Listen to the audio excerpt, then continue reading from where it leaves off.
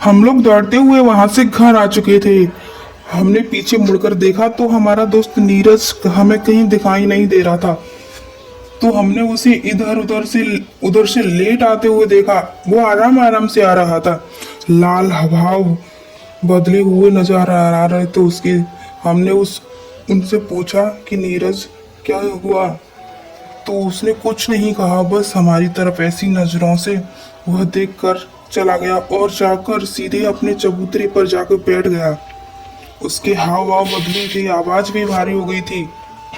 जब सब घर वालों ने उसे देखा तो वो हमसे पूछने लगे, तुम लोग कहाँ गए थे। तो मेरी दोस्त सुरेश ने सारी बात बता दी। हमारे चाचा जी ने कहा, मैं हमेशा मना करता रहता हूँ इन लोगों को पीपल के पास मत जाया करो, पर ये लोग मानते ही नहीं है। अब देखो इसका क्या हाल हुआ। अब जाकर भगत जी को बुला के लाओ।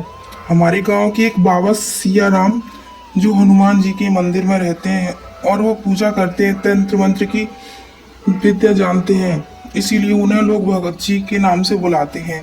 तब मैं जाकर मंदिर में से भगत जी को बुलाया। भगत जी ने मुझसे कहा कि तुम कुल्ला कर और जाकर हनुमान जी के मंदिर से भभूत यानी राख लेकर आओ। तब मैंने राख ली। तब तक भगत जी ने कुल्ला कर अपने कमंडल को उठाया और चल दिए।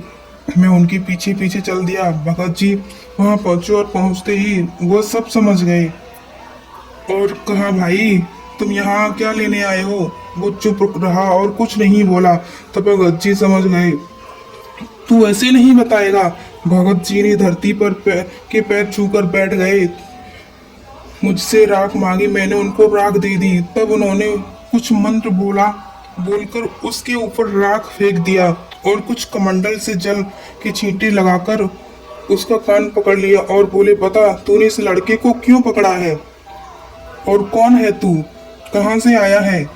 तब उसने बताया कि मैं पास के पीपल के पेड़ पर रहने वाला भूत हूँ। यह लोग मुझे दोपहर के समय सोने नहीं देते, इसलिए मैंने इनको डराया है और इसको पकड़ लिया। भगत जी बोले, तू पीपल को छोड़ के और कहीं जंगल में चला जा, और वो पीपल बच्चों के खेलने के लिए है, पर मैं कहाँ जाऊंगा। तब भगत जी ने वो कहा कि तू ऐसे नहीं जाएगा, या फिर निकालूं अपना वज्र। और भगत जी की आंखें लाल हो गई। तब भूत ने कहा, मेरा कान छोड़ोगे तभी तो जाऊंगा। मैं जाऊंगा, देख कितना अच्छा बच्चा है, कितना जल्दी समझ गया। एकदम नीरज हिला और वो नॉर्मल हो गया जैसे ही कि अभी सोकर उठाओ। तब तक भगत जी ने कहा, जाओ। अब पीपल वाला भूत भाग गया।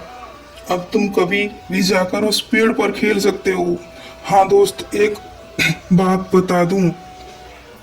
बताना भूल गया कि भगत जी की आंखों में जो चमक आई वो हनुमान जी थे, और उन्हीं ने कहा था कि मैं वज्र से मारूं क्या तुझे।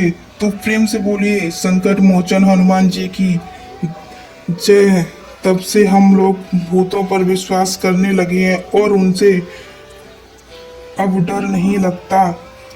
जब भी डर लगे तो बोलना, जय बजरंगबली, जय बजरंगबली।